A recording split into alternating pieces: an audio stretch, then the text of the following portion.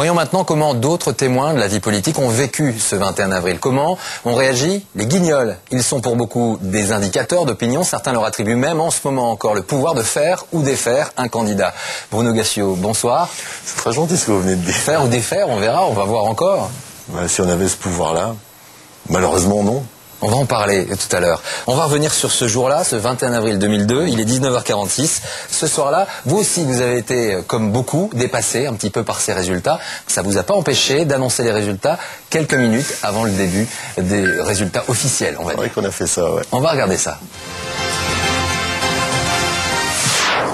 Bonsoir et bienvenue à cette grande soirée électorale. Ceux qui n'ont pas encore voté peuvent y aller. Il leur reste 15 minutes. Le Pen est au deuxième tour. Les autres restent avec nous. Alors Bruno Gassiot, on vient de revoir ces images. Qu'est-ce que ça vous fait de revoir ça? Je les avais pas revus. C'est étonnant, les gens applaudissent et personne n'y croit, ils se marrent. Ouais. C'est-à-dire qu'en fait, le public là, il croit quoi? Que c'est une blague? Il est 19h46. Le public ne sait pas. Mais c'est tellement brut de décoffrage. D'abord, c'est interdit par la loi d'annoncer un résultat. Avant l'heure, avant 20h. Ça, donc on le voit bien sur les autres chaînes, ils trépignent. C'est celui qui annoncera à moins 1 minute, à 59. Ils sont tous là, ils sont tous... Je veux être le premier. Et nous, brut de décoffrage, à 46, on dit, Le Pen est au deuxième tour, ceux qui ne sont pas allés voter, dépêchez-vous, allez-y, c'est interdit. Et vous dites même pas face à qui? C'est-à-dire vous dites, il est au deuxième tour, peu importe. Ça veut dire que vous avez l'information depuis combien de temps? Comme à 19h. La rumeur courait depuis 19h, les premiers chiffres tombent. Mais c'est très marrant parce que ça se passe vraiment en 10 minutes.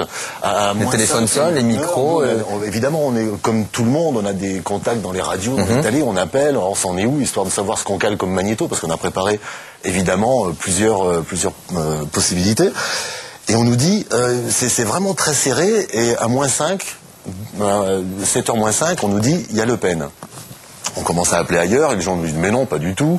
Mais si, peut-être, on appelle au PS. On appelle au PS, et au PS, à 7h, on nous dit, non, je crois pas. On l'a vu dans le document, même Lionel Jospin n'était pas au courant quand il arrive à l'atelier. Mais c'est un truc de fou. Et donc, vers 7h02, 7h05, on nous dit, c'est sûr, il y est. Et là, donc, réunion, qu'est-ce qu'on fait? Comment on peut faire? On n'a pas prévu le truc. Nous, on se réunit, et on se dit très consciemment, on va annoncer le résultat avant, pour voir si on peut faire invalider ce résultat. C'est vraiment un truc... politique. On dit, c'est pas normal que l'extrême droite, en France, concourt pour diriger le pays, et on va essayer. Vous nous dites, il reste 15 minutes, on sait jamais. On sait jamais.